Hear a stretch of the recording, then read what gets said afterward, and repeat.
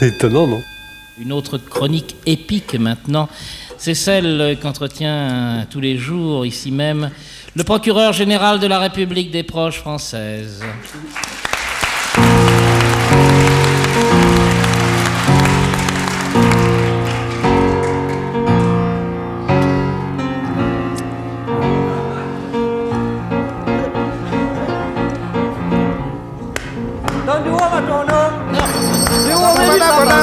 S'il vous plaît, s'il vous plaît. C'est lui qui a commencé. Française, Français, Belge, Belge, Monsieur le Président, Monsieur Bruno Lazare, Monsieur Garcin Bruno, pardon, Monsieur Bruno Garcin, Monsieur le rigolo détourneur de mineurs, Mesdames et Messieurs les jurés, public, chéri, mon amour.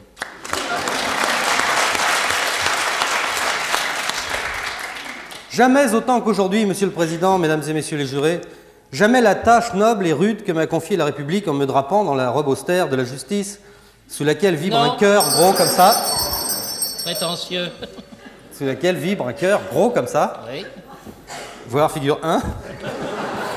Jamais autant qu'aujourd'hui, Mesdames et Messieurs les jurés, cette tâche ne m'a paru plus difficile, plus lourde, plus âpre, plus énorme.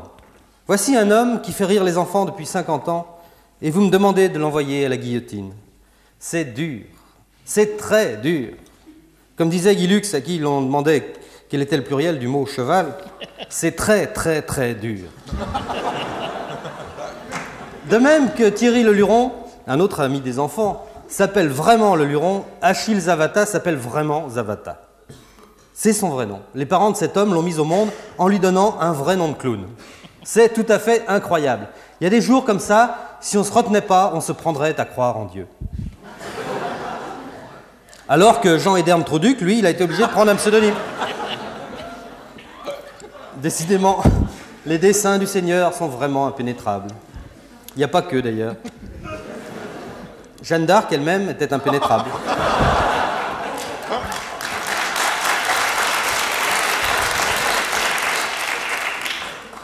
Elle le resta jusqu'à ce qu'elle meure, cuite, mais qui l'eût cru. C'est la défense de la consommation, oui. Comment faire? Quels arguments trouver pour envoyer Zavata au bourreau? Non, mais regardez-le, mesdames et messieurs les jurés, regardez-le. Il a autour des yeux ces petites rides de joie qui sont l'empreinte même des rires de cristal qu'il a fait jaillir par milliers du cœur des enfants du monde. Ah non, Monsieur le Président, excusez-moi, je suis ému. Je ne puis assumer ma tâche aujourd'hui. Je ne peux pas. Je préférerais encore vous rendre, non pas mon tablier, mais ma robe. Cette robe austère, voulez-vous que je vous la rende, Monsieur le Président? Voulez-vous que je ôte tout de suite la robe austère de la justice? Non, Y a-t-il une déshabilleuse dans la salle? il a rien dessous. Finalement, ce qui nous émeut chez Zavata, ce n'est pas lui, ce sont les enfants. Les enfants qui lui servent tout à la fois d'alibi et de circonstances atténuantes avec leurs culottes courtes et leurs petites joues roses. Mais je vous le demande, mesdames et messieurs les jurés, les enfants sont-ils vraiment innocents? W.C. Fields, oui, je dirais, Monsieur le Président, je dirais W.C. Fields le jour où les Américains diront Champs-Élysées au lieu de dire Champs-Élysées. W.C. Fields disait « Quelqu'un qui n'aime pas les enfants ne peut pas être tout à fait mauvais ». Je ne sais pas si Monsieur Fields a raison. Tout ce que je sais, c'est que le bon Dieu l'a puni en lui donnant un prénom de chiotte. C'est bien fait pour sa gueule. Et d'abord, qu'est-ce qu'un enfant? Comment reconnaître un enfant d'un adulte à part la taille? D'autant que la taille est un indice et non point une preuve, ainsi que le faisait remarquer le nain Pierral au gorille du Porno Palace qui lui donnait une fessée pendant l'entracte de sa glisse au pays des merveilles. C'est sur le plan purement psychologique que nous devons nous situer pour pouvoir reconnaître un enfant d'un adulte. En un mot, nous résumerons la différence essentielle entre l'adulte et l'enfant à partir de l'axiome suivant: les adultes sont des gens sérieux, les enfants sont des gens pas sérieux. Axiome que corrobore magnifiquement le fameux théorème de Zavata: au plus qu'on est moins petit, au moins qu'on est plus grand. Les preuves du non-sérieux de l'enfant et du sérieux de l'adulte sont innombrables. En voici quelques-unes particulièrement évidentes. Quand un enfant veut s'amuser, il ramasse un bout de bois. Il dit poum poum et son copain tombe par terre, les bras en croix, en disant Dame Ned s'il a appris le français dans Tintin, ou Argue s'il a appris le français dans Spirou. Puis le copain se relève en disant on dirait que j'en suis un autre. Puis il sort de sa poche un cadeau Binux Il le braque sur l'ennemi en disant « On dirait que c'est mon rayon laser ». Puis il ajoute « Bzzz » et l'enfant tombe en arrière en disant « Vive la République » s'il a appris le français en lisant « Démocratie française », ce qui serait quand même étonnant. Enfin, les deux enfants repartent vers Jupiter après avoir bu une grenadine en grimpant sur le tabouret de la cuisine pour pouvoir attraper la bouteille sans se casser la gueule. En revanche, quand un adulte veut s'amuser, il ne ramasse pas un bout de bois. Pas con, l'adulte.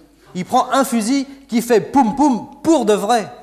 Et qui fait pour de vrai des trous dans le ventre de l'autre adulte qui tombe en arrière en criant « Vive la France » ou « Vive l'Allemagne » ou « Vive le roi » ou « Vive la République ». Rayez les mentions inutiles, à mon avis, elles le sont toutes. Après quoi, son sang coule pour de vrai tout autour de lui et il meurt doucement dans la boue. Puis les autres adultes ramassent plein d'atomes et ils s'amusent de plus en plus sérieusement. À la fin, il y a deux camps et le chef du premier camp dit à l'autre « La concentration de missiles antimissiles sur votre territoire nous contraint à renforcer notre sécurité en construisant de nouveaux missiles antimissiles, bisque bisquerage. » Et le chef du deuxième camp répond « Si la concentration de missiles antimissiles sur notre territoire vous contraint à renforcer votre sécurité en construisant de nouveaux missiles antimissiles, nous n'hésiterons pas à renforcer la nôtre en construisant de nouveaux missiles antimissiles, la la la. »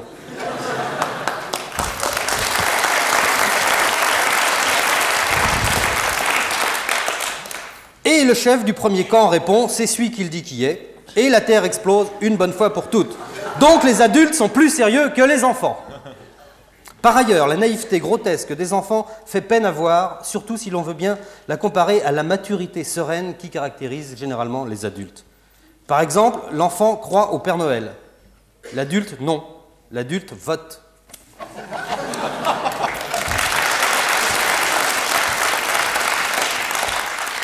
Autre exemple de la naïveté navrante des enfants, j'ai dans ma famille, il y a un neveu encore plus naïf qu'un troupeau de catholiques le dimanche à 11h, ou qu'un troupeau de protestants ou de juifs, ça m'est égal, je ne suis pas raciste.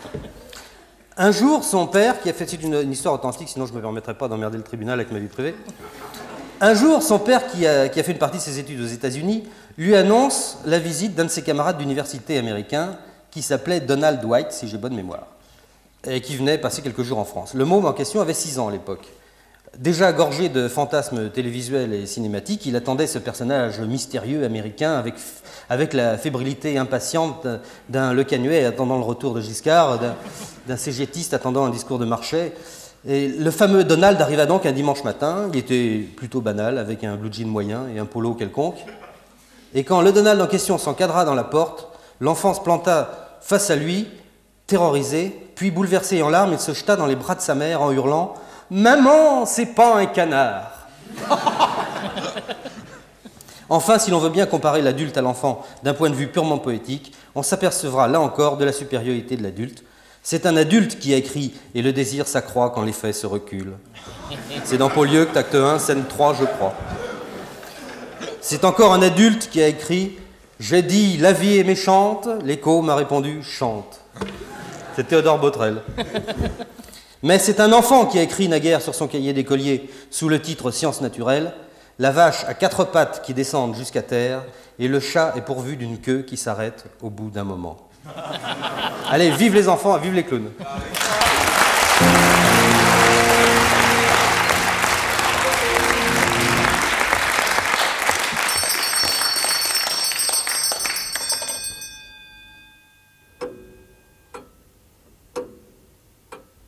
C'est étonnant, non ?